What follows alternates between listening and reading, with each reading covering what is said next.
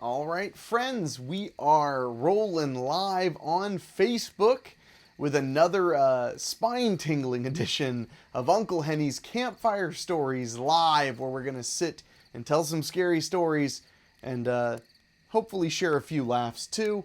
I have had quite a rare day. It has been crazy. So bear with me. I may be a little bit more tired than I normally am on the show, but I'm happy to be here with y'all. So let's see. So first of all, I want to mention right off the bat. So one of the reasons the day has been pretty crazy. Oh, Ray Cersei just said, "How's Henwolf?" And by the way, Ray Cersei, thank you so much. You were the first tipper today. The first donation given today was you, Ray, followed about 10 minutes later by our good buddy Craig Cohen. And Craig Cohen's in there too. Hey, good evening, Henrik. Relax and recover, Henwolf. Dwayne West said, "Hello, friend. Ready for some spooky stories?" And your dog reminded me of the movie Coneheads. Well, fair enough. So, Henwolf is doing very well. It was a very stressful last couple of hours. After I brought Henwolf home, her cone was basically knocking everything in the house over. Henwolf knocked over 3 TV trays and all of the items on my coffee table, just from her cone, because she is like a force of nature. So, but I did want to share, for those who hadn't seen this yet, here is the way Wolfie's looking. She's got her cone on. That cone is gigantic, and she's doing well with it, though. Unfortunately, I had to put her in her comfy crate while I'm recording, because she is... honestly, she's not resting enough. She doesn't want to lay down. She wants to, jump around and goof off, and she needs to rest. Her incision on her back is pretty big, so I don't want, to risk anything happening to it. So, but she is definitely herself, if a bit groggy. But she is napping comfortably in her crate right next to Chicano, who's in the crate next to hers. A position they're used to when I go out of the house. So she's doing very well.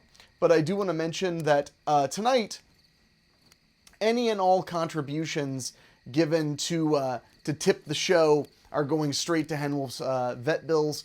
It ended up not being quite as horrible as I thought, but it was still a little bit more than $1,000. So anything helps, but I'm going to be able to take care of it anyway, because anything Henwolf needs, she's going to get. So Jeff McClellan said, "Give Henwolf a treat." I will. As soon as this is over, I'm going to give her another treat. She had her dinner and her pain pill right before the show. And boy, was it nuts watching her run around. And Chicano's like terrified of her right now. I don't know why. Maybe the lamp look scares her. Shane Migliavaca said, "Aw." And Diane Adler said, "Hugs to Henwolf." She's going to be just fine. Obviously, because we had a growth removed from her, her teeth are in good shape. She had a few really tiny teeth that needed to be removed. Nothing big, nothing important. We'll know in about 10 days for sure that the growth is benign, but we all feel pretty confident the growth is benign, so I'm not too worried about that. What I am worried about is the fact that I've been up since 7 in the morning from running her to the vet and everything like that, so I am a little on the sleepy side, but I want to read some scary stories. So I will be beginning that in just a moment. And again, just want to mention, tipping is not required, but it is appreciated. And like I said, it'll all go towards Henwolf's veterinarian bills. So let's see what we got today as we continue super scary stories for sleepovers.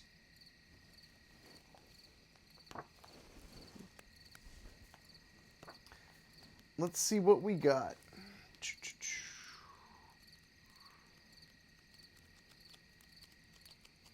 There we go. Ooh. All right. This story is called A Dead Man's Chest. Frowning, Mrs. Armstrong shuffled through a small stack of papers on her desk. "Ah, here it is," she said, standing and walking to the front of the class. "As you all know, it is considered quite an honor to be in the Wright's Cove Middle School Festival of Pirates pageant." Glancing over at his best friend Mike, Peter opened his mouth and put a finger on his tongue in a gagging gesture. Mike stifled a laugh. "Those of you who tried out for the pageant, which is most of you, will be given a part," their teacher continued with a smile. "But now it is my pleasure to assign the lead roles, beginning with the evil old pirate captain himself, James Trigger. Then we will all quickly review the script." One by one, she called out students' names and the characters they were to play. Peter stopped listening and began to doodle pictures of pirates on his notebook. It wasn't that he didn't like the story, it was just that he had heard it so often.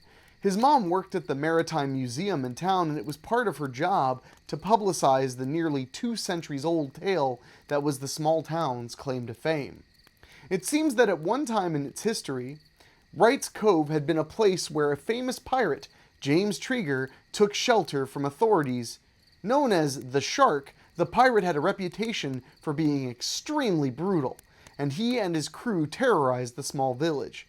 They took food and supplies whenever they wanted and didn't hesitate to cruelly end the lives of anybody who got in their way. Trigger stationed men at the village at all times. When he returned from the sea and wished to come ashore, he would ring a bell on his ship. Unless he heard a similar bell rung by one of the pirates on shore signaling danger, he knew it was safe. Nowadays, the Festival of the Pirates was held annually in honor of the night the shark was finally captured and executed. For an entire week, the townspeople would do their best to turn Wright's Cove back into the 18th century seafarers' village it had once been. The event drew tourists from all over, so local business people were always anxious to cooperate. On the final day, everyone wore masks and costumes, and in a special pageant in the town square, students reenacted the capture itself. According to historical record, Trigger's reign of terror had come to an end when a brave young fisherman, Jeremiah Wright, rallied the townspeople to action. They captured the bell and all the pirates' men on land. When Trigger's ship sailed into the harbor, there was no one to ring the warning bell. The unsuspecting pirates came ashore, where they were ambushed and finally captured. At midnight, the bloodthirsty thugs were forced to pay for their crimes by leaping off the bluff that jutted out over the harbor. The sea-swept rocks below proved fatal to each of the villains, as well as to Trigger himself. Legend had it that before the shark had been prodded off the edge, he turned his evil gaze on the townspeople and roared, "I will have my revenge! You have decided your own end. The sea cannot hold me or save you from your fate." But Jeremiah Wright stood boldly before the pirate, raised the brass bell that had lured him to his doom. "As long as this bell sounds to mark your death, Trigger," he shouted above the howl of the wind, "you can never return to the land. The sea will forever be your grave." And with that, Trigger was driven over the edge, his screams lost in the crashing of the waves on the rocks below. 200 years later, few people actually believed the dramatic account of Trigger's demise to be true. But the bell would always be rung at midnight at the height of the festivities. "So are you crushed because you're not going to be in the pageant?" Mike asked sarcastically as he sat next to Peter in the lunchroom. "I don't know if I can live through it," Peter shot back in a voice just as sarcastic and loud enough to be heard by 2 other friends, Adam and Kyle, who were walking up to join them. "You are going to dress up, aren't you?" Kyle asked, sitting down. "Sure," Peter answered. "That's part of the fun. I just wish they'd do something different once in a while. I mean, every year it's the same old thing." Adam nodded in agreement. "Yeah, my dad says if Mayor Gates gives the same speech he always does before ringing the bell, he's going to start a campaign to throw him out of office." Kyle laughed. "Nothing could get him to change that speech. He's been giving it for the past 6 years. I don't see why it's such a big deal anyway. Nobody really believes the story." "What do you mean?" Peter said in surprise. Of course it's true. There are stories about Trigger and Wright's Cove in history books. Yeah, that part's true, Kyle admitted. I meant the stuff about the bell and all. But I'll bet after the pirates were snuffed, some smart guy made up the rest of it because it sounded good and people would come to see the famous bell. You know what I think would happen if nobody rang it after the pageant? No one spoke. Exactly right, Kyle said with a smirk. Nothing. Except, offered Peter with a mischievous grin, Mayor Gates would have a cow. Mike grinned. Now that is something I'd like to see. Me too. I'll bet it would really freak a few people out, Peter mused. You know, that gives me an idea. He motioned for his friends to come closer, then lowered his voice. What if we make sure the bell doesn't ring by hiding it? Right, Mike said with a smile. How are we supposed to walk up in front of a few hundred people and swipe it? If you remember, it stays locked up at the museum until the pageant is over. That's right, Peter agreed, nodding. But my mom has a set of keys to the museum, and I happen to know where she keeps them. She'd never notice if I borrowed them. Besides, we could get the bell and put the keys back before anyone knew they were missing. Adam frowned. How would we get the bell out of there without anybody seeing us? And what would we do with it? Everybody will be at the pageant, Peter answered confidently. And we have a whole week to figure out exactly what we're going to do with it. Let's start right now. By the time the night of the pageant arrived, everyone in Wright's Cove was truly in the spirit of the festival, sporting striped t-shirts, colorful bandanas, and other pirate garb. In fact, Mr. Wojensky at the Emporium had completely run out of black eye patches and plastic hand hooks. With his mom's keys, it had been easy for Peter and his friends to get into the museum through the back entrance. See, Peter said triumphantly, just like I told you, everyone is at the pageant. They had carefully worked out every step of the plan. Adam kept watch while Peter lifted the 8-inch high brass bell from its display case. Holding the clapper to keep it silent, he placed their booty in a red-lined wooden chest where it was stored when not on display, and he snapped down the lock. The chest was about the size of a small suitcase, but it had metal handles on each side that made it easier to lift and carry. It's heavier than I thought it would be, Mike complained as he and Kyle each gripped a handle. It's all clear back here, Adam whispered. Hurry. The four slipped out quickly and headed toward the beach. There was a small cave where the bluff slanted down to meet the sea. It was above the waterline at all times, and the entrance was easy to reach at low tide. Peter had checked the tide tables and decided that the cave would be the perfect hiding place for the bell. Hey, Mike called to Peter as they trudged across the sand on the darkened beach. Let's stop for a minute. This thing is getting heavier. Peter glanced at the glowing dial of his watch. It was 20 minutes to midnight. They had plenty of time to stash the bell and get back to town before anyone started searching. Okay, he agreed, flopping down on the cool sand. Peter looked around and shivered. In the pale light of a half moon, the shoreline looked eerie and unreal. Turning slightly, he could see the bright lights behind them. Sounds of the festivities drifted down the hill, but the town seemed miles away. Before him, a slim line of foaming waves marked where the ocean met the shore, but beyond that, there was... What? Peter felt a strange surge of fear. What if the story really was true? What if... He shook the thought away and glanced at the others. Everyone was quiet, obviously thinking the same thing. After a few minutes, Kyle whispered hesitantly, Pete, you don't believe that people can come back from the dead, do you? No, Peter answered firmly, but suddenly he was very aware of how alone they were on that desolate beach. We'd better get this over with, he added, looking down at his watch. Then he caught his breath. It still read 20 minutes before midnight. He slapped the dial, but the numbers remained the same. Oh no, I don't believe it! My watch is... But he was silenced when Adam gasped and pointed toward the sea. Look, Adam said, his voice filled with horror. What are they?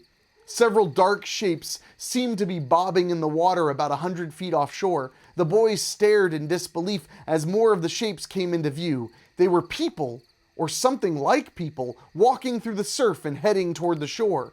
"Over there," Kyle cried. "There's more!" Peter looked in the direction of Kyle's gaze. 5 more dark figures were slogging steadily through the sea foam and onto the beach. "And there!" Mike gestured wildly to the other side. "It's them, isn't it? We were wrong! The pirates have come back!" "The bell!" Peter moaned. "We've got to ring the bell!" He dropped to his knees and in the sand and fumbled with the chest. "It's locked!" he cried out. "It must have locked automatically when I snapped it shut! We've got to get it open!" "Not me!" Kyle shouted. "I'm out of here!" He started to run clumsily through the sand, and Adams lurched after him. They hadn't gone but a few dozen yards when 2 wraith-like figures emerged from the shadows of the cliff. Their skin shimmered with a greenish glow, their eyes blazed red as blood, and the air grew thick and heavy with the foul smell of what they were. Things too long under the sea.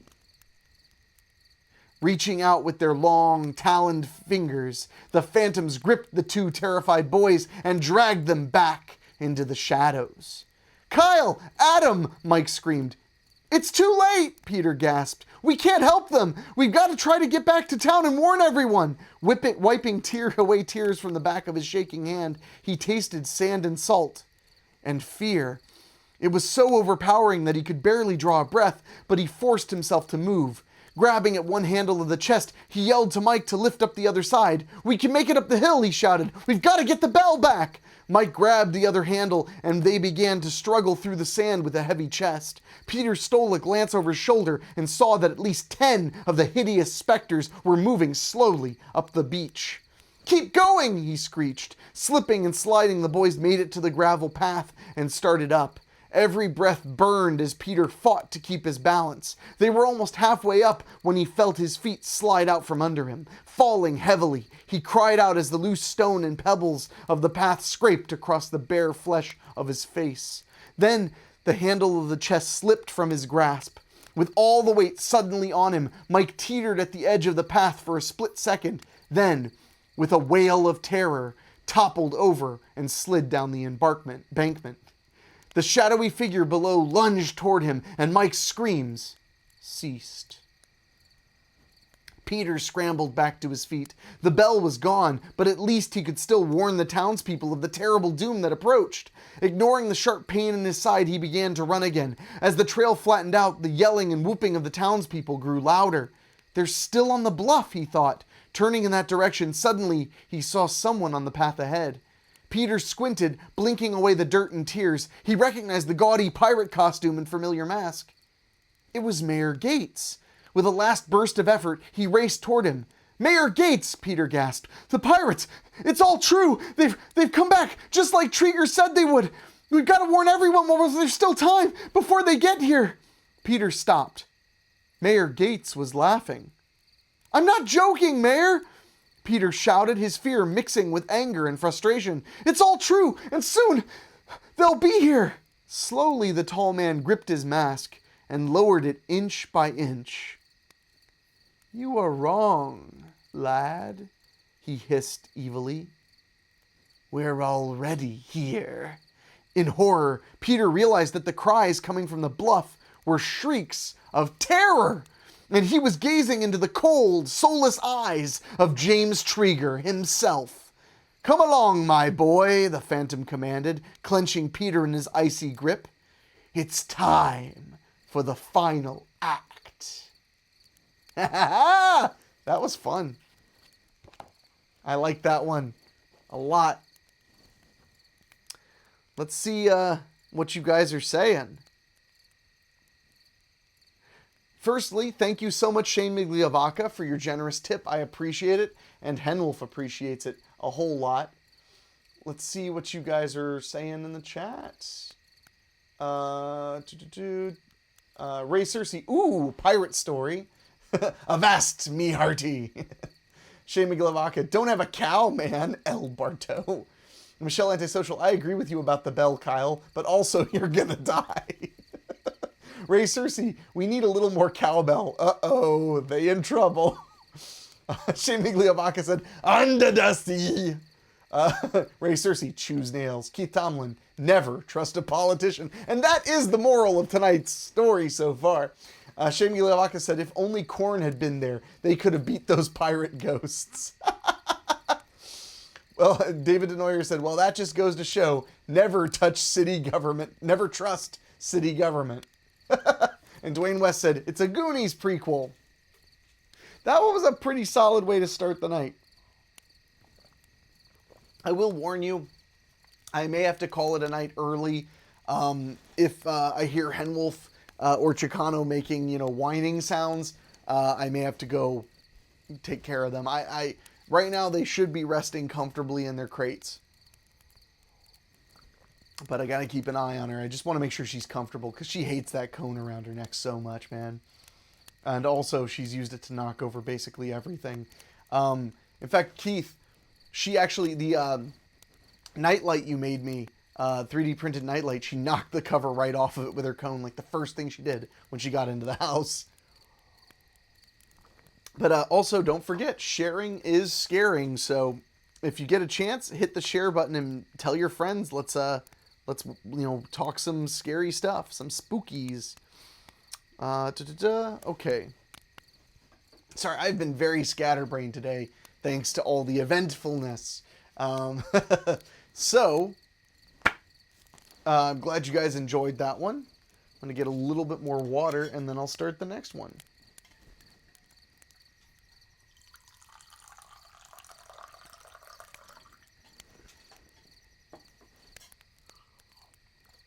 Pinkies up. All right. Let's see what we have next. Ooh, okay. I think we might have another house-related horror. But the title doesn't always say it all. This story is called The Hole in the Ceiling. Michael knew that his 2-year-old sister Emily was a remarkable child. His best friend Bill also had a sister Emily's age, but the two girls were like night and day. Jeannie, Bill's sister, was a total pain. She was always getting into Bill's stuff, and she didn't make much sense when she tried to talk. Emily, on the other hand, was well behaved. She already spoke fairly well and could even hold a simple conversation. But Emily had a wild imagination, and sometimes the things she said were a little odd. One day, while Michael was doing his homework, she toddled into the room and asked, "What are you doing?" Michael looked up from his math book to see Emily standing right next to him, her eyes filled with curiosity. "Homework," he said with a groan. "I will help you," Emily offered, completely serious. Michael shook his head. "I don't think so," he replied.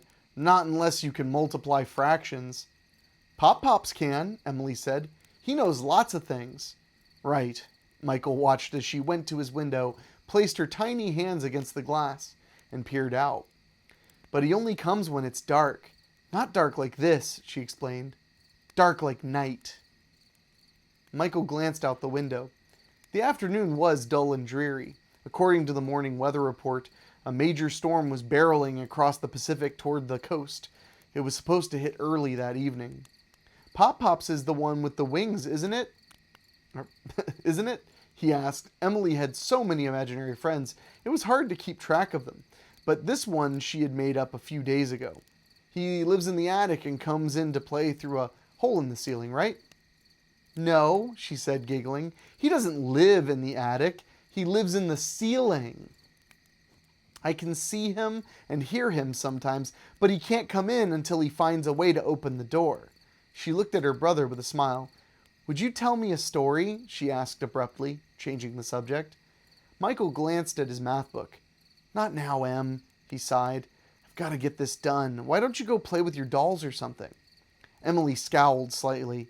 "They won't play with me today. Pop-Pop scared them because he looked so icky. He scared them when he made them fly. He said I could fly too, if I wanted, and so could my toys. He said he'll teach me everything he knows." She paused, seeing that she'd lost Michael's attention. "I'll ask Mommy if I can watch a video. Bye, Michael." She closed the door and Michael smiled as he heard his precocious little sister running down the hall. By dinner time the storm had begun. Outside the trees twisted and bowed in the wind, and a cold rain fell in ragged sheets. "We're in for a big one," Michael's father commented as the family gathered at the table. On my way home, traffic was backed up all the way up the interstate. He shook his head. I'm sure glad I don't have to be out on a night like this. I don't think we've had anything this bad since the night Emily was born. Remember? How could I forget? Michael's mother responded with a laugh. Half the country was evacuated because of a flood warning, and I was in the delivery room. A bolt of lightning flashed brightly outside the dining room window. Michael counted to himself. 1001, 1002, 1003, then a deep roll of thunder rumbled overhead. Then what happened, Mom? Michael asked politely. He'd heard the story before, but he knew she liked to tell it. Well, everyone at the hospital was doing their best, but with the storm and all, there were a lot of emergencies. All the nurses had their hands full. Then, just as Emmy was being born, the electricity went completely off. She snapped her fingers. Just like that. Of course, the emergency lights kicked in right away, but you can imagine what that was like. Michael's dad shot Emily a grin, but my little girl made it safely into the world. That she did, Michael's mom went on, smiling at his sister. But it was quite an experience. The lights went off a few times, if I remember. Uh-huh, Emily chimed in. That was when the blue lady put me with you and took the other one. Everyone turned to look at Emily. She was at it again. Every time Michael's mom told the story of Emily's birth, the 2-year-old mentioned that blue lady. Let me tell the story, honey, her mom said. I know you want to join the conversation, but you couldn't possibly remember that night. Yes, I can, the little girl answered, simply. Michael's parents exchanged glances. Well, her mom said softly, thinking back to that night. Actually, I did imagine that there was another woman in my hospital room, but I certainly don't think she was blue. Anyway, I was pretty tired and I fell asleep for a bit, but I do remember waking up for a moment or two and noticing this woman huddled in the corner. The room was dark and I couldn't see very well, but she seemed very upset. I asked the nurse about it later. She said that no one else had been there and I must have been dreaming. Michael's mom shrugged. Still, I do remember. Now, don't you start imagining things, his dad interrupted. We already have one expert in make-believe in the family, he smiled, looking at his daughter. Our own little Emily. Emily furrowed her brow. What's an expert? She asked, and everyone laughed.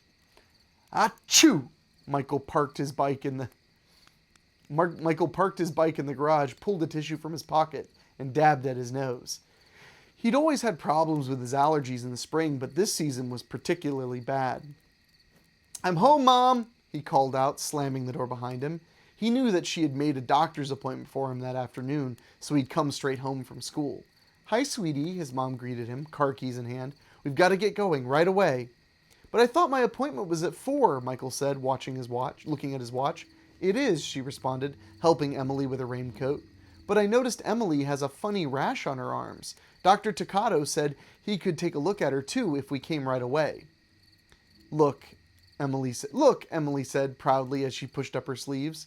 Michael could see that that she had a scaly bluish streak of dry skin on the inside of each arm. Yuck, he made a face. It's the creeping crud. But the doctor didn't call it that. In fact, he had no name for Emily's strange rash. He gave Michael's mom some ointment to put on it and said to watch it for a few days. If it didn't go away or if it got worse, he wanted to see Emily again. Later that night, after putting Emily to bed, Michael's parents went to a neighborhood watch meeting, leaving Michael in charge. He was stretched out on his bed doing his homework when he suddenly heard his sister giggling in her room down the hall. It sounded like she was having a ball in there. He glanced at the clock in irritation. She should be asleep by now, he muttered. Closing his notebook, he marched down the hall and opened the door to his sister's room.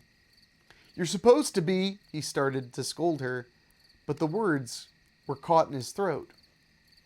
Emily was sitting up and holding her hands outward, moving her fingers slightly in a circular motion. In the dim glow from the nightlight near her bed, he could see that her eyes were gleaming a very dull red. Look, Mikey, she squealed happily. I can do it, just like Pop Pop said. Turning to see where Emily was pointing, Michael gasped. Several of Emily's toys were suspended in the air. moving in a lazy circle as if under the grip of some strange force. A sudden flash of lightning lit up the fantastic scene, and Michael choked back a scream. "I can do it real good," she added with satisfaction. "Watch!" Her eyes glowed a brighter crimson, and the toys began to orbit around the room, faster and faster.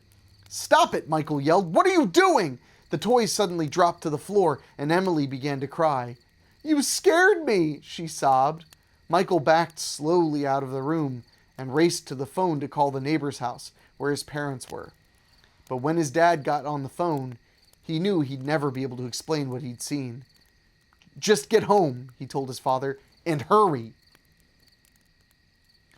"Wait a minute, Mike," his dad said, trying to calm him down after he'd heard the whole story.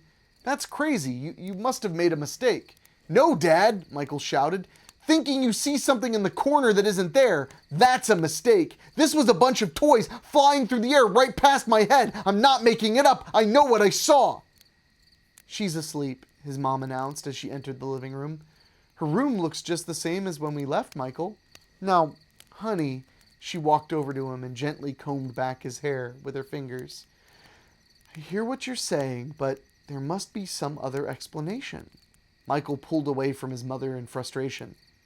"Look, it's late," his dad said firmly. "We'll talk about this tomorrow." "Fine," Michael said. Angry at not being believed, he stomped upstairs to his room. Later that night, a crash of thunder woke Michael from a deep sleep. Blinking, he saw a small, pale figure beside his bed. "Emily?" He nearly shouted, sitting up with a start. "Mikey," his sister said, close to tears. "They said I have to go with them. Will you go too?" Michael rubbed his eyes. What are you talking about?" "They found a place to come through," she said earnestly. "I know I have to go, but I want you to go with me. I'll miss you too much if you don't." Michael looked into the sweet face of his little sister. In the past, he might have told her she was dreaming and sent her back to bed, but after what he had seen that night, he didn't know what to think. "Come on," he said soothingly. "I'll stay in your room with you tonight. They aren't going to take you anywhere." Grabbing a pillow and a blanket, Michael followed Emily down the hall and stretched out on the floor beside her small bed. Soon he could hear the slow, even breathing that meant she'd fallen asleep. But he wasn't so lucky. The storm grew even more intense, and the trees outside the window cast strange shadows on the ceiling. Michael watched them shifting, then all at once realized that there was something else on the ceiling. Or rather, in it.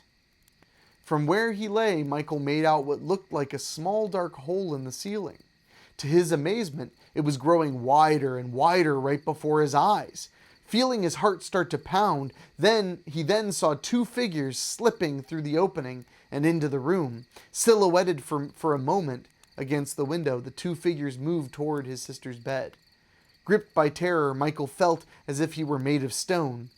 He had to do something. The figures were reaching for Emily. "No!" he screamed, finally leaping to his feet. But as he did, one of the beings whirled toward him and tossed him away as easily as a discarded shoe.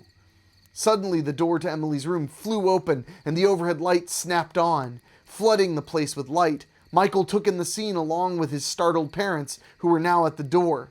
Two creatures, tall, with scaly, pale blue skin and leathery wings tucked down at their shoulders, were standing there. One had Emily in its arms, while the other raised its hand and released a surge of something that looked like lightning. For a moment, both creatures' eyes glowed a dim red. "You will remain where you are," one of them ordered in a tinny voice. Oddly enough, Michael felt that he had sensed the command rather than heard it. He wanted to call out to his parents, to run to them, but as hard as he tried, he couldn't budge. By their inaction, he knew that his parents must somehow be paralyzed as well. The creature continued. "We do not want to harm you in any way," it said. "We have come from a world and a time far in the future to correct a terrible mistake." Michael and his parents watched in disbelief, still unable to move as the creature spoke again. We do not expect you to understand, but somehow, for a short time, 2 of your years ago, an unpredicted tear opened in the thin veil of space-time that separates our world from yours." As the being spoke, Michael noticed that the two other figures entered through the dark opening in the ceiling. They appeared to be two females. One an adult covered with the same pale blue scales as the other creatures. The other was a child who looked much like Emily. "This woman from our world and her newborn child slipped through the rift and became lost for only a few moments," the creature explained. "We managed to pull them back before the tear sealed, or so we thought. But as the child grew and we attempted to instruct her in the use of her power, she could not seem to learn. Our mistake became clear to us. We had recovered an Earth infant instead of our own child. This child, who you believe to be your daughter, is ours," the being said tenderly, stroking Emily's hair. Now she didn't seem to be afraid. "We have tried for quite a while to return your Earth child and take our own, and now we have succeeded in bridging the gap that separates our worlds. But we must hurry. We have only a short time to correct our mistake." Michael looked at Emily as she ran happily into the arms of the alien woman approaching her. "No!" Michael heard his mother struggling to cry out the words. "She's our baby! You can't take her!" "We have no choice," the creature answered as he gently nudged forward the other frightened child who did look entirely human. "I know you must love her, but she can no longer stay with you. As infants, our two life forms seem to look much alike, but as Emily grows, she will become as we are. You would have soon learned the truth if we had not come to make the exchange." He reached out and turned Emily's small arm to the light. The dried skin Michael had seen earlier was now a distinct covering of pale blue scales. "You see, the change has already begun. She will have no place here soon, and if not directed properly, the powers she possesses could be very dangerous." Emily turned to her new family and smiled. "I want to go," she said simply. "I want to be with Pop-Pops." And with that, one of the creatures gripped her small hand, guided her toward the opening, and lifted her through. Before the last creature slipped away, it glanced at Michael and his parents, almost kindly, raised its hand, and shone a pale blue beam into their eyes. "Do not worry. In moments, none of you will remember this has ever taken place. It will be easier that way." Then it departed, the hole closed behind it. Michael felt the paralysis that held him suddenly release. He looked over at his parents, who seemed to be in almost a trance. Then his dad smiled at his mother, sat on the edge of the bed, and took her new daughter in her arms. "Don't be frightened, Emmy," she soothed, obviously not remembering that wasn't Emily. "It's only a storm. Mommy and Daddy are here." Michael took a step toward his family, then stopped. His new baby sister was looking over his mom's shoulder at a doll across the room. Her eyes began to glow red, and she reached out her hand. Michael gasped as the doll flew through the air to her chubby, outstretched hand. "Mom! Dad!" he cried out. "Those creatures! They were wrong! She did learn! She has the power!" "What are you talking about, Mike?" his father asked. "Stop it! You'll frighten your sister." Michael looked deep into the little girl's glowing eyes and felt a deep sense of dread. He started, then stopped. He couldn't recall what it was he had wanted to say. It had seemed important, but now he just couldn't remember. Interesting sci-fi direction. I liked it. I like it. We haven't had enough horrible child doom yet. But the night is still young. Let's see what you guys are saying. Firstly, thank you very much, David DeNoyer, for the tip. He said little something to take the edge off. Thank you very much. I do appreciate it extremely so. So let's see what else you guys are saying. Oh, I'm glad you guys were enjoying that one. Ray Cersei, I am dying to know where this is going. This is quite the setup. Alien? Wow, okay, this is awesome. Shane Migliavacca said, this calls for Doctor Who. And Ray Cersei said, freaky. Dwayne West said, loved it. Glad you guys enjoyed that one. I like when they depart, you know. We read roughly a half of one of these books per night. And variety is kind of my favorite element. My favorite element of nearly anything is variety. Keith Tomlin said, if a kid is not killed soon, I'm out. That would be Keith for you, folks. I haven't heard Hen Wolf make a noise in a while, so I think she's finally resting. Leave it to a dog who naps basically, 11 hours a day to to not want a nap at all after a day of surgery. Such is the life. But, it's what I get. I wanted to become a family man, right? So I will mention again, for those who are just tuning in, that all tips are very much appreciated, but they are not required. And all tips today are strictly going to Hen Wolf's vet bill. So I do appreciate those who have contributed already very much. But it's not required. You're also, I do request that you hit the share button. Man, I am a little tired tonight. I should actually put coffee in the thermos for once. Whew, okay. Shane Migliavacca said, no murdered children yet. What the heck? Well, it sounds like the crowd is getting a little bit of bloodlust, so I guess I'll start the next story. This one sounds promising. I've got to deliver you the dead kids, so here we go.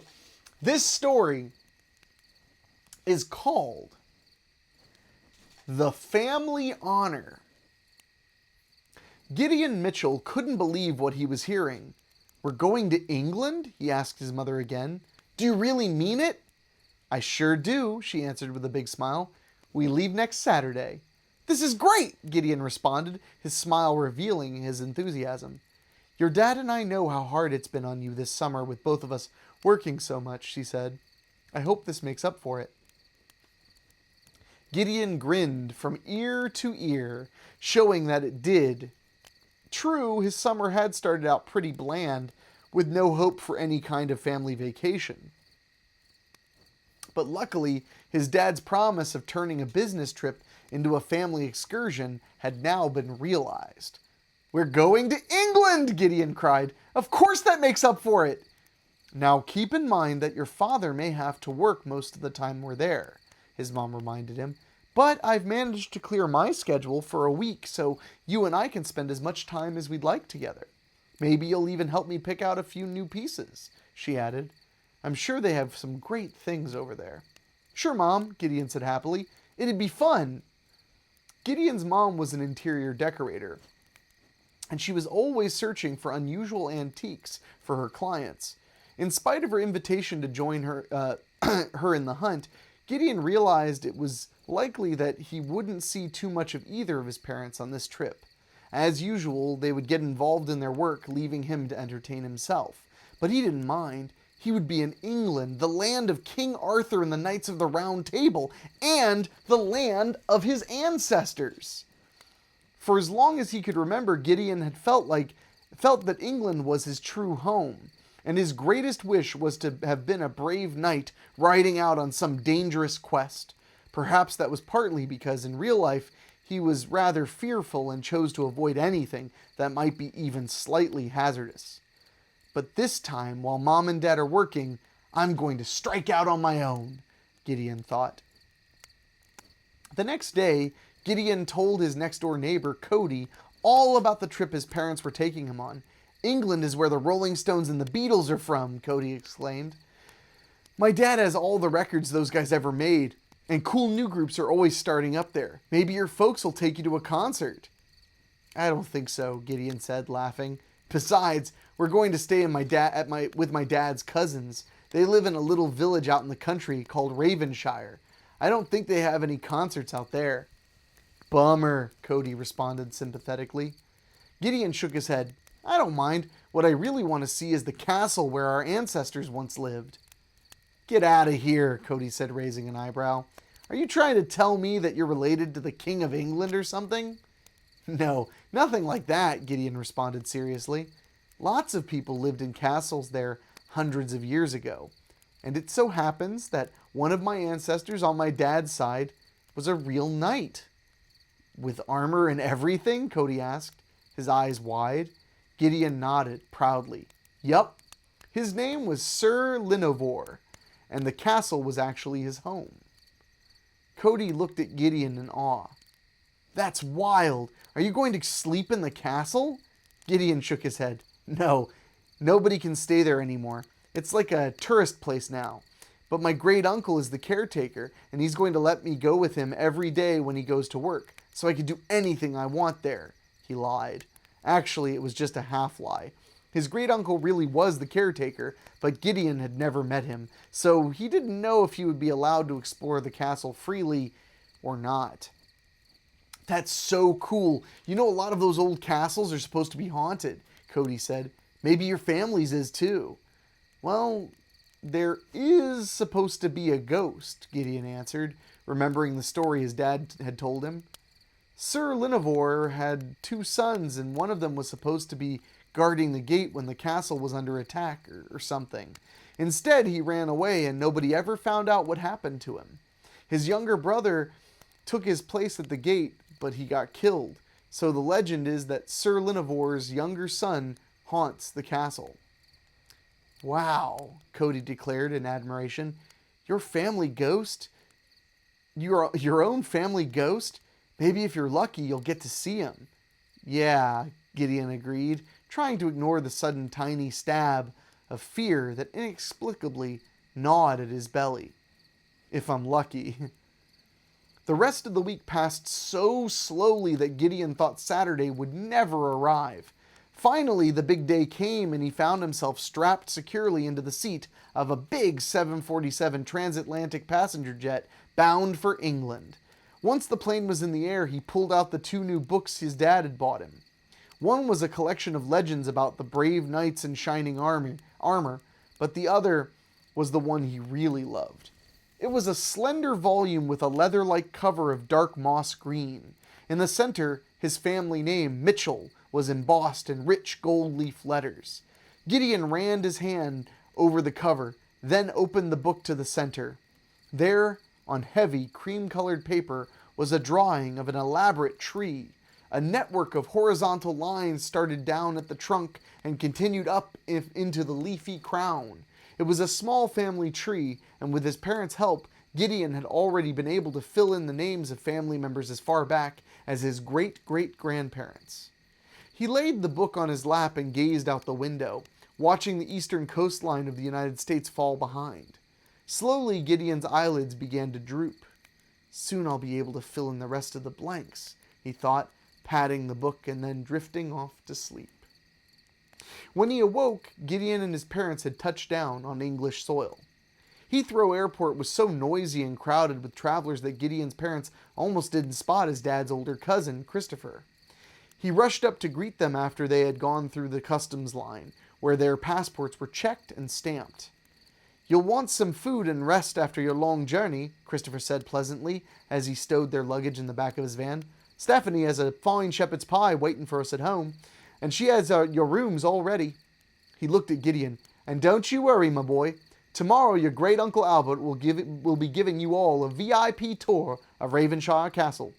Your dad here told me you've a great interest in your English ancestry." Gideon nodded groggily as his dad threw an arm around his shoulder. "He'll be breaking down the door at Ravenshire Castle," Gideon's dad said with a hearty laugh, "as soon as his jet lag wears off." True to his father's prediction, the following morning, Gideon could barely control his excitement as they walked over the mile-long rutted dirt road that led from Ravenshire Village to the castle itself. "There she is," Christopher pointed as they rounded out a grass-covered hill. At first, Gideon stared in wonder at the large stone structure that squatted like a hulking beast in the valley below. But as they drew closer, he experienced a rising surge of uneasiness. Ever since he could remember, he wanted to visit Ravenshire Castle, but now he struggled with the urge to flee. Why am I such a chicken? He asked himself, fighting the feeling that remained with him even when his great-uncle Albert met them at the wide stone entry. The same unsettling sense of foreboding stayed with him as Albert guided the family through the dim, drafty corridors. With a flourish, Albert threw open a heavy wooden door to a large room in the back of the castle. "And this is the armory," he announced with an air of authority. Gideon looked in in wonder at about a dozen suits of armor standing against one wall. On the opposite side was a display of medieval weapons. "Boy," his father said as he studied a metal ball covered with long, sharp spikes. It was attached to a wooden handle by a short chain. "I guess this could have done some real damage." "Yes, indeed," Albert answered. One sound whack from this evil thing could cave in any poor devil's head. It's called a mace." In the glass case beside a fairly small suit of armor, Gideon noticed some sort of coat made with tiny links of chain. "Is this hauberk?" he asked his great-uncle. Albert's face lit up. "Why, yes, young sir. It seems you know your armor quite well." He opened the case and lifted out the metal garment. It was worn over a leather tunic and under a breastplate. "Here, feel how heavy it is." He handed the weighty clothing over to Gideon. Gideon reached out and took the hauberk. It felt oddly familiar. "Wow, it must weigh 30 pounds. "That's about right," the old man said, nodding. "It was strong enough to turn the blow of a sword or a lance, but not strong enough to save the poor unfortunate lad who wore it last." "What do you mean?" Gideon asked. Albert pointed to a ragged opening on one side. "That was worn by Cecil, Sir Linavor's youngest son, on the night that he died. He was mortally wounded by the sword that made that very breach." Gideon touched the opening with his finger. "Ow!" he yelped, suddenly feeling a terrible pain in his own side. He quickly dropped the garment. Albert and his parents stared at him, startled. "I'm sorry," he said sheepishly. "I don't know why I... No harm done," his great-uncle said, picking up the hauberk and gently putting it back in its case. The next morning, Gideon's parents drove into London, but Gideon begged to stay so that he could visit the castle once again. Uncle Albert was quite pleased to have an eager audience and was willing to explain anything Gideon wanted to know about. "What happened the night that Cecil died?" he asked as his great-uncle guided him down the wide main hall with its worn but richly woven tapestries. The old man didn't answer until they entered the family portrait gallery. He led Gideon to a huge oil painting of a boy about 13 years old. An ornate brass plaque underneath identified him as Cecil. "There had been a long-standing feud between the lord of this castle and another lord," Albert began. "Sir Linavor's enemies had raided the outlying lands several times, but one night they attacked the castle itself with great force. Linavor's oldest son had been told to remain at the wall above the main gate to warn of any danger, but when the attack began, he left his post." As he spoke, Albert's tone was sad, as if the events had just taken place yesterday, rather than centuries before. "The attack was repelled, but not before young Cecil had taken his brother's place and died in his stead. Some superstitious people claim that the young master's ghost still roams the castle, waiting for his brother's return." "What was the older brother's name?" Gideon asked. "And what happened to him?" Although he didn't understand why, he was almost afraid to hear the answer. "No one knows what happened to him," Albert said, shrugging his shoulders. "Some say his disappearance was the work of Glivin, the court sorcerer, but no one wanted to ask because they feared the power of the old man's magic." Albert paused as if thinking about what he had just said, then went on. "After Cecil was buried, every reference to his brother was stricken from any records. No one was allowed to say his name. In fact, anything that belonged to the older boy or would remind his family of him was burned. Albert motioned to a large blank space on the stone wall where another portrait should have hung. Glancing back at the painting of Cecil, Gideon suddenly felt a twinge of icy terror ripple down his spine. He could see the face of another young boy reflected in the glass over the canvas. He whirled around just in time to see a figure retreating from the entryway to the chamber. "Who was that?" he asked his great-uncle. "There was someone standing in the—" But Gideon stopped in mid-sentence. His uncle was no longer there, and the dim, cold room had changed. Now a warm fire roared in the huge stone fireplace, and dozens of lit candles flickered from metal sconces on the walls. "What's going on?" Gideon whispered aloud. Then something else caught his eye. The large blank space on the wall was no longer empty. A huge portrait hung there. Its colors were vibrant and new as if it had been recently painted. He closed his eyes tightly, willing himself to not look, but he couldn't resist. Slowly he turned his gaze upward to peer at the face of the boy in the portrait. And it was his own! Horrified, Gideon gasped and ran from the room into the main hall. "Uncle Albert!" he yelled. "Where are you?" But his cry merely echoed off the stone walls, which were awash with the light of flickering candles. Aghast, Gideon noticed that the tapestries that had only moments ago seemed aged and worn now appeared perfectly new and exquisite in fresh hues of bright scarlet and royal blue. A crimson carpet covered the cold stone floor at his feet, but it was what he saw on the hall staircase where the carpet ended that made his heart leap. It was a young boy, Cecil, who was slowly descending. "No!" Gideon shouted. "You're dead! Stay away from me!" Turning on his heels, Gideon raced back into the gallery. There, Albert stared at him in surprise. "What on earth has gotten into you, my boy?" the old man asked with a worried expression. In panic, Gideon looked from the cold, dark fireplace to the empty candle sconces to the bare space on the gallery wall. "I thought," Gideon began, then stopped. "I don't know, Uncle Albert. I guess I just let my imagination run away with me." That night, Gideon tossed restlessly in bed. In his dreams, he heard the sounds of battle raging all around him.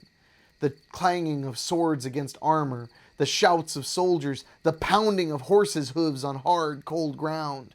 He began to run, slowly at first, then faster and faster, but he kept returning to the same place, a stone rampart overlooking the gate of Ravenshire Castle. And it was cold, so very cold. All at once, Gideon's eyes snapped open, and he looked around in bewilderment. He was standing just inside the massive entry hall of the castle. "How in the world did I get here?" he cried, then rushed to the heavy wooden door. It was securely locked. For a moment he pounded on the ancient oak, but it was useless. "Get a grip here," he told himself, trying to calm his racing pulse. "I was probably just sleepwalking, so if I got myself in here, I can get myself out." He took a tentative step toward the main hall. From somewhere outside came the plaintive wail of a dog, sending a tremor through Gideon's entire body. He tried to peer into the shadows that loomed all around him. Then he noticed a slight glow coming from a chamber near the central staircase. "That's the library," he thought. "Maybe Uncle Albert is in there." Hesitantly, step by step, he worked his way along the darkened corridor until he stood directly in front of the library's door. Slowly he turned the knob, and the door swung open, its hinges squealing in protest. Gideon eased into the book-lined room and saw that the glow was coming from behind another door, one he hadn't noticed when his uncle had first shown him the library. Now that door was slightly ajar. Steeling himself, Gideon swallowed his fear and slipped through the opening into a different room. Dominated by a huge desk covered with parchment scrolls and jars of colored liquid and powders, the small room smelled of exotic incense mingled with wax and smoke.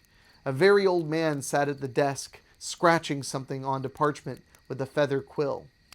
He looked up at Gideon, and the boy recoiled in horror. The old man's eyes seemed like dark, fathomless pools that allowed him to see all of Gideon's thoughts. "I was waiting for you," the man's voice echoed in the stillness. "I told you you could not avoid your fate. No matter how far in time you travel, Ravenshire will always call you back." He rose deliberately and painfully from his chair and hobbled toward Gideon. "Now it is time to return things to the way they should be."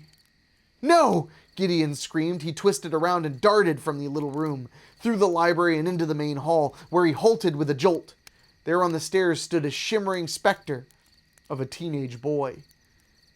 "You finally come home, dear brother," the thing moaned, starting to float toward him down the gloomy corridor. Gideon let out a tortured scream and ran without thought of where he was going. All at once he heard his mother's voice calling him from somewhere in the castle. "Gideon, where are you?" "Mom!" Gideon shrieked, racing to the main entrance. Now he heard his great-uncle Albert trying to soothe her. "Now, Claire, I told you he wouldn't be in the castle. I locked the door when I left. There was no way he could have gotten in." Gideon called to his mother again, but she was already allowing his great-uncle to guide her back outside. "He probably sneaked out to do a little exploring," Albert was saying. "You know how adventurous boys can be. When we get back to the cottage, we'll find him sitting up having a cup of hot chocolate with Stephanie and Christopher. Just you wait and see." "Don't leave me, Mom!" Gideon cried. "I'm here!" "They cannot hear you," a deep voice said gently. "You are no longer of their time." Gideon turned to see the old man he had encountered earlier. "You are of this time now," the aged fellow said, pointing out into the courtyard where a young boy in medieval garb was slipping a bridle onto a large muscular horse, the kind that knights of old rode into battle centuries ago. Gideon faced the man who he now knew was the court sorcerer Albert told him about. "Is there nothing you can do for me, Glyn?" Gideon asked. He could sense the armed warriors approaching stealthily through the shadowy hills beyond the castle gates. "I have done too much already by trying to send you forward in time where you were reborn," the aged man answered. "But now I know there is no place on earth, in this time or any other, where you can hide. You must face your responsibility. Once you shirked it long ago." The sorcerer raised his hand. "Go, Gideon. It is time to stop your brother Cecil from doing the task and suffering the fate meant for you." Gideon nodded. From a distant place in time and space he could hear his mother calling him, but his place was on the castle rampart. It was time to set things right, and he knew it. Turning slowly, Gideon walked towards the winding stairs without looking back. Ooh, that gave me goosebumps right at the end. So, are you kids happy?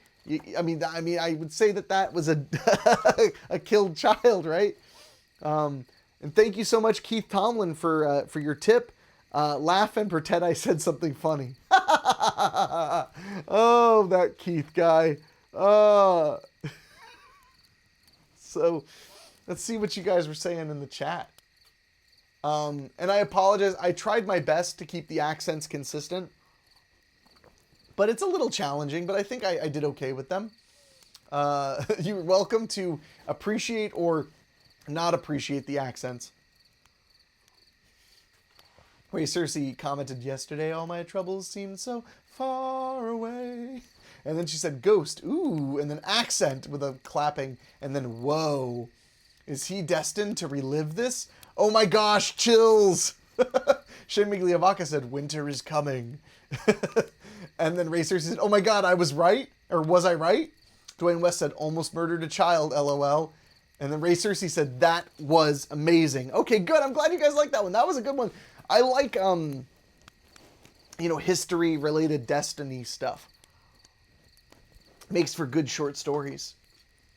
So, let's see,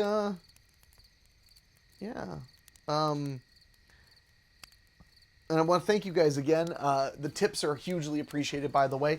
As I mentioned, for those who may not have been here at the beginning, all of the tips today are going to Henwolf's vet bill, which was luckily, it wasn't as bad as I thought.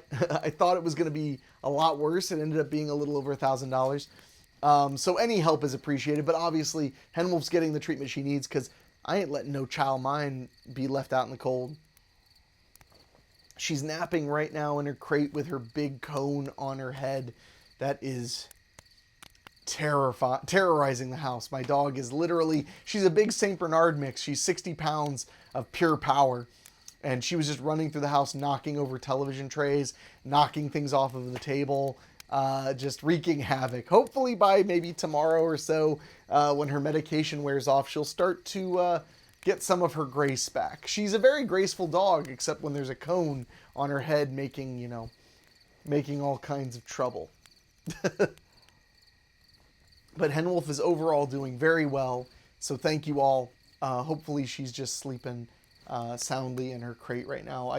Unfortunately, I couldn't let her in the room like I usually have her during a reading, because with that cone on, I am positive that she would knock over the camera, and she would knock over the computer right here, and she would knock over the TV tray I have right here with the water and throat spray. So yeah, I needed to, unfortunately, keep Wolfie out of the room. But I'm glad you guys liked that last one, so let's jump into another one. Remember, sharing is scaring. Hit that share button. Tell people you want them to join you for some scary stories. I think this may be, we have 2 stories left in the book. So I say we finish the book, and then we'll find out what we're going to be reading next week. Or no, you know what? I'll end it with what the next book will be. That way you all have something to look forward to. I know I could use something to look forward to. So let's see. I'm curious what this one could be about. This story is called A Face in the Crowd. Kelly sat up and looked toward the surf. The midday sunlight splashed across the waves and splintered into hundreds of dancing beams. Kelly shielded her eyes and searched the shoreline for her family. Finally, she spotted her parents and younger sister building a sandcastle. Kelly smiled. Her 5-year-old sister Megan was busy decorating the castle with bits of roughly dark green green seaweed. Closing her book, Kelly glanced around. It was only the first weekend of June. There was still a whole week of school left, but the beach was already crowded. People were relaxing, playing volleyball, wading, and jogging along the shoreline. Swimmers were bobbing up and down in the plunging waves, laughing and shouting. Kelly leaned back again, took a deep breath of the salty air, and closed her eyes as she listened to the pleasant sounds. Suddenly, the shouts of joy and playfulness turned to awful shrieks, mingled with dozens of urgent voices. Startled, Kelly looked up. She saw the lifeguard race toward the ocean and dive into the churning waves. All at once, it seemed that everyone was up and moving. Kelly jumped to her feet and looked to where her parents and sister had been playing. The sandcastle was there, being trampled by the gathering crowd, but she couldn't see her family anywhere. Frantically, she scanned the shoreline. "Mom! Dad!" she cried out, joining the rush of people. As she was pushed and jostled by the sea of onlookers, Kelly could feel her heart pounding louder than the crashing waves. Where were her parents? Where was Megan? "Look!" a nearby woman gasped. "The lifeguard has someone! Can you see who it is?" "Oh no," Kelly cried out as she tried to force her way through the throng. Please don't let it be any of my family," she pleaded silently. Suddenly, Kelly felt someone touch her shoulder, and she heard a familiar voice say her name. With a flood of relief, she turned to see her mother. "We were so worried about you," Kelly's mom said, slipping her arm around her waist. "I was worried about you too," Kelly returned sincerely. She looked around. "Where are Dad and Megan?" "They're over there," her mom said, pointing toward the edge of the crowd. "Come on, I don't want to lose you again." As they joined the others, the crowd appeared to draw back, and Kelly saw the lifeguard struggling to pull a heavy-set man onto the beach. The man was pale and limp. Another lifeguard sprinted to help. "Please, give them room," he commanded. Without a word, Kelly leaned against her mother, The noisy crowd became silent as the young man and woman worked determinedly to start the ashen-faced victim's breathing again. But he remained still, his eyes staring vacantly towards the sky. "What's going to happen, Dad?" Kelly asked with concern, hearing a siren wailing in the distance. Her father shook his head and lifted Megan into his arms. "I don't think he's going to make it," he said somberly. "We should go," he added. Kelly shivered, feeling suddenly chilled, and though there wasn't a cloud in the sky, the bright sunny day now seemed pale and drab. Seagulls circled overhead, their calls resembling mournful cries. She turned to look out at the empty ocean, and then quickly caught her breath. A tall, dark-haired woman was standing ankle-deep in the water, staring coldly at the man who had drowned. She was wearing a gray, long-sleeved dress with a high, old-fashioned collar. The hem of her full-length skirt swirled in the foaming surf. The woman seemed oddly familiar to Kelly. It was more than just the outfit that she somehow recognized. It was something about the lack of emotion, the indifference in her expression. Kelly had seen that woman somewhere before. "Mom," Kelly said, touching her mom's arm, "look at that woman. Where do we know her from? Don't you think it's weird for someone to wear a dress like that to the beach?" Her mom looked in the direction that Kelly was staring. "What woman, honey? I don't see who you mean." Kelly turned to look at her mother. "The one in the long dress," she pointed. "She's standing in..." Kelly stopped and let her hand drop. "That's funny. She's gone." Her mother shrugged. "She probably just got lost in the crowd like you did." Just then an emergency vehicle ground to a halt on the sand, its siren still blaring. "Come on," Kelly's mom urged soberly. "Let's go and give the paramedics room to do their job." At dinner that night, Kelly didn't feel like eating, and her parents understood. Later, she stretched out on her bed in her darkened room, staring out at the starry night sky. She absent-mindedly ran one finger across the trunk of her small, well-worn stuffed elephant, Peanuts. "It's just so sad," Kelly whispered sleepily to the little animal. "I wonder if that poor man had a family." She felt the slightest sting of tears as she wearily closed her eyes and fell asleep. Drifting in a dream world, she could see the man's sightless stare. At first, the image was very distinct. Then slowly his features began to change. They rearranged themselves into another pale image. All at once, Kelly found herself gazing at the strange woman in gray who she had seen at the beach that day.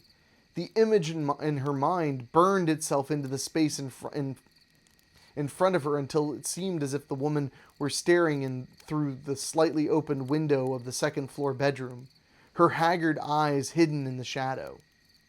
Kelly tried to scream, but no sound would leave her throat. She tried to move, but nothing happened. It was as if every muscle in her body had turned to stone. Then, as impossible as it seemed, the gaunt woman floated through the darkness, closer and closer toward the window. Her long gleaming hair fluttered in the night breeze. "No!" Kelly shrieked in her mind, helpless as the woman slowly raised her hand in a gesture of command, and the window slid open even farther. "No! Get away! Get away!" Kelly sat straight up in bed, her hands aching.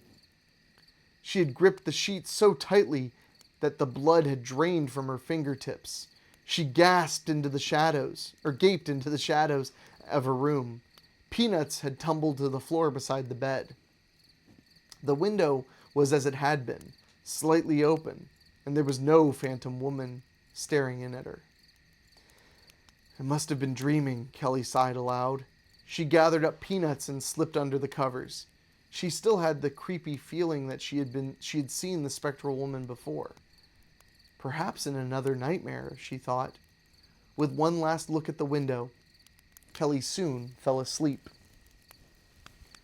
"I can't wait," Wendy exclaimed as she and Kelly walked to the school the next morning. Kelly and Wendy had become best friends since Wendy and her family had moved next door 5 months earlier. "We're all going to have such a great time this summer," Maureen said. Maureen said that Maureen said that we were going to be able to go horseback riding at the Givens Ranch. She knows because her mom took her there to actually see the camp to decide if she liked it. And there's a new camp swimming pool, Olympic size. Wait until Nora hears about that. She'll just die. But I guess Maureen's probably already told her all about it. What do you think? Wendy paused for a breath. Well, she said expectantly. Kelly said nothing. Wendy stopped and put her hands on her hips. Earth to Kelly, are you even listening to me? Oh, I'm sorry, Kelly smiled sheepishly. I was thinking about something else. What were you saying? Wendy shook her head and started walking again. It wasn't important. We'll be leaving for camp this weekend. We'll have plenty of time to talk about it on the train, and Maureen can tell you about it herself. Come on, let's cut through the park. Wendy took Kelly's arm and gave her a concerned look. Are you still thinking about that guy on the beach? I guess it must have been pretty awful to see someone die. Kelly stopped abruptly. She gazed out at the soccer field and memories, very unpleasant memories, began to crowd in. I saw it happen once before, she said softly, a year ago. In her mind, she could recall the last time she had seen a fatal accident, and it was right here on this very corner. It had been a terrible experience, and Kelly had always tried not to think about it. But now, it was all so clear in her mind, as if it were happening all over again right in front of her eyes. The park had been filled with people. She and her friends were practicing some soccer moves. Old Mr. Levy had watched them for a while, then walked away. He must not have been paying attention to the traffic light when he stepped into the street. Kelly hadn't actually seen the accident, but she'd heard the squeal of the tires and the loud, sickening thud. And now there was something else tugging at her thoughts. Kelly glanced at the low rise behind the picnic area of the park, and the terrible memory came flooding back. That was where she had first seen her, the woman in gray. She had been there on that awful day a year ago, staring balefully at the very spot where Mr. Levy had been killed. Kelly could almost see her there now with her long gray skirt billowing around her in the breeze, much the same way that it had floated around her ankles at the beach. I have seen you before, Kelly groaned. A shudder shook her entire body, and she could feel fingers of fear gripping her spine. Who are you? What do you want? Kelly? Wendy's worried voice seemed to be coming from a distance. Kelly, are you okay? It's her, Kelly whispered in a trembling voice. Who? Wendy looked where Kelly was staring. The woman in gray. She's right there. Kelly almost screamed, but the bewildered expression on Wendy's face told Kelly her friend had no idea what she was talking about. By Thursday, Kelly had managed to stop thinking about the strange morning in the park with Wendy, and she was actually beginning to get excited about camp. Her mom and dad usually drove her to camp, but this year they had decided that at 13 she was old enough to ride on the train with the rest of her friends, including Maureen and Nora. Wendy's older sister and aunt were going along to be sure that everyone was okay. Besides, there had been a lot of rain lately, and so there was the danger of running into a rock or mudslide on the twisty mountain roads. Kelly's parents had decided the train would be safer. Are you packed yet? Maureen asked Wendy at lunchtime. Wendy laughed. I've been packed all week. I don't know if I can make it to Saturday. How about you, Kel?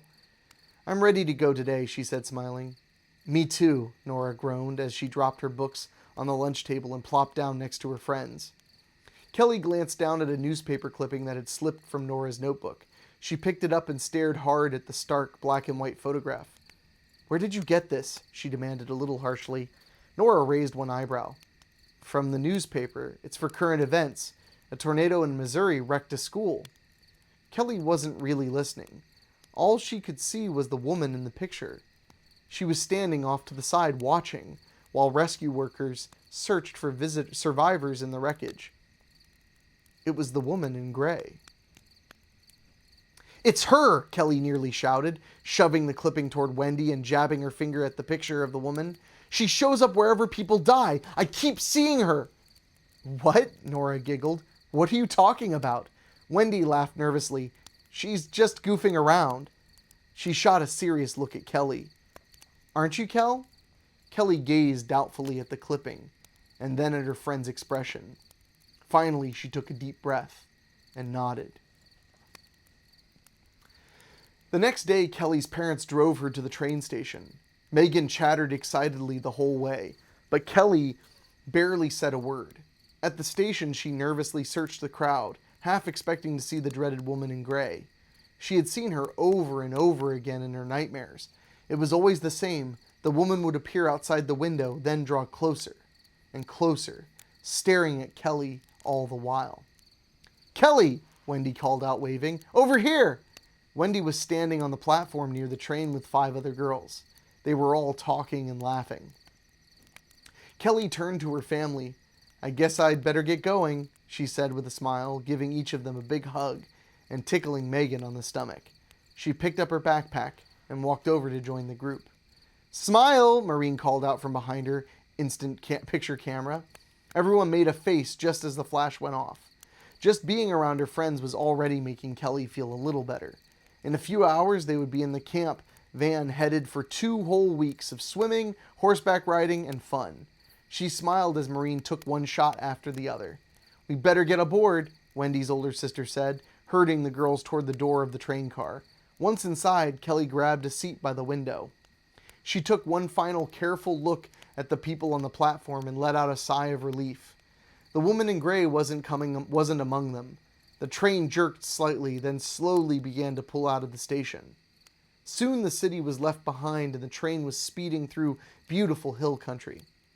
The other girls had rushed to the dining car for sodas, but Kelly had decided to take some time in the main car to watch the incredible scenery. From the window, she could see pine forests sweeping up toward the mountaintops on one side. On the other side of the tracks, a sparkling blue river snaked through a deep ravine. It was so lovely, but she couldn't quite shake the feeling of uneasiness that still clung to her. "What's up, Kel?" Wendy said, flopping into the seat next to her. She leaned in with a mischievous grin. "Did your mystery woman get on the train with us?" Kelly shook her head and smiled weakly. "I know it sounds silly, but I really did see her all those times I said I did." She shrugged. "But she's not here now." "Then stop worrying," Wendy said, smiling. She tossed the photographs that had been taken earlier into Kelly's lap. "Stop looking for someone who doesn't exist and check these out." Kelly picked up the first one of the whole group, making faces at the camera, and she laughed out loud. She held up the next photograph, and the smile faded from her lips. There, seated on the train, gazing out the window directly at the girls, was the woman in gray. Kelly could barely breathe. "She's here," she gasped in horror. "Look, she's been here all along. I didn't..." All at once, Kelly heard the squeal of metal on metal. She was thrown forward. The train lurched heavily to one side as it struck the side of the boulders that had fallen across the tracks only minutes before. "What's happening?" Wendy shrieked as she clung to her seat. Then she was tossed like a rag doll into the aisle and knocked out cold. Kelly managed to push herself back into her own seat. Terror gripped every nerve of her body as she saw the woman in gray standing at the car entrance. "No!" Kelly cried out. "Stay away from me!" But the woman moved slowly toward her, oblivious to the screams of the other passengers. "It's your turn now," the woman whispered, reaching out her pale hand. Filled with dread, Kelly realized that the woman's eyes were no longer hidden. For the first time, she was able to stare directly into the sorrowful depths, and her fear drained away. Reaching out her hand, Kelly lightly touched the woman's long, cold fingers and felt a sense of calm. "It's time to go," the woman said softly. Kelly rose, pausing only for a moment to glance at her own lifeless body sprawled in the aisle, a terrible wound across her forehead. "Don't worry," the woman added. "There will be many others going with us." With a sickening groan, the train tumbled from the tracks like a huge beast, then rolled down the steep embankment and into the ravine below. Man. That one, yeah, there's nothing quite like when it's waiting.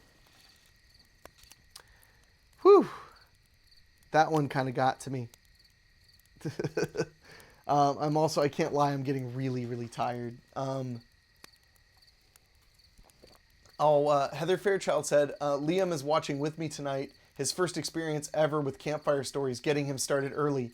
Oof, I'll never forget when I saw an old woman with white hair staring into my window at night when I was a little kid. After the fact, I learned that I was suffering from sleep paralysis. That didn't stop my grandfather from barging into my bedroom with a shotgun because I was screaming that a creepy woman was outside my window. And then Shea Migliavacca said, dead kid, dead kid. You know, Heather Fairchild, I want to mention, no joke, I suffer from sleep paralysis pretty regularly. I talked about it a little bit on one of my podcasts called This Show is Awkward. I kind of went into in depth about several of the sleep paralysis episodes I've suffered, which have been pretty intense. Yeah, I've suffered from it since I was a little kid. And yeah, seeing figures and beings is very common during times of sleep paralysis. So, my friends, I don't know if I've got another one in me. I'm super tired. I was starting to have trouble reading out loud because my eyes are just killing me. I think I'm going to need to call it a night. I had a long day with Henwolf, and I'm going to go let her out of her crate, and I'm going to get cuddly with her and Chicano, and hopefully she'll take a nice long sleep and be feeling even more like herself in the morning. But I really do appreciate you guys hanging out, and I appreciate so much your tips. Sincerely, I will be able to handle Henwolf's vet bills, but having your guys' help to offset them definitely makes me feel better.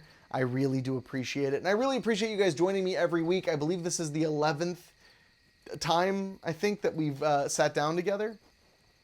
And it's been super fun to do this every single week.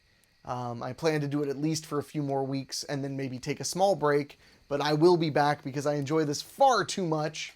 David Denoyer said, that'll do, pig. Thanks, Dave. Shea Migliavacca said, same here. I've had a few creepy encounters over the years. I just heard a sound. A creepy sound. Craig Cohen said, it's okay. Thank you, Henrik, and have a good night. Thank you, my friend. I will have a good night. I hope you all do as well. And I hope you all join me next Wednesday night for some more spooky times. And again, thank you so much for the tips. They really mean a lot to me. And for your presence, because your presence is a present. So thank you so much. Shea Migliavacca, love you, man. I love you too, brother, man. Love you too. You guys are awesome. You guys give me a lot of joy to look forward to. So thank you. I'm just tired. I don't want to, I feel like when I'm tired, I look sad, but I'm just very sleepy. So I'm going to crash out with my pooches. You guys are great. Thank you all so much. And I will see you all next week. Heather said, thank you, Henrik. Thank you. And tell Liam, or if he's still listening, you're awesome, buddy. And hope to see you next week for some scary stories.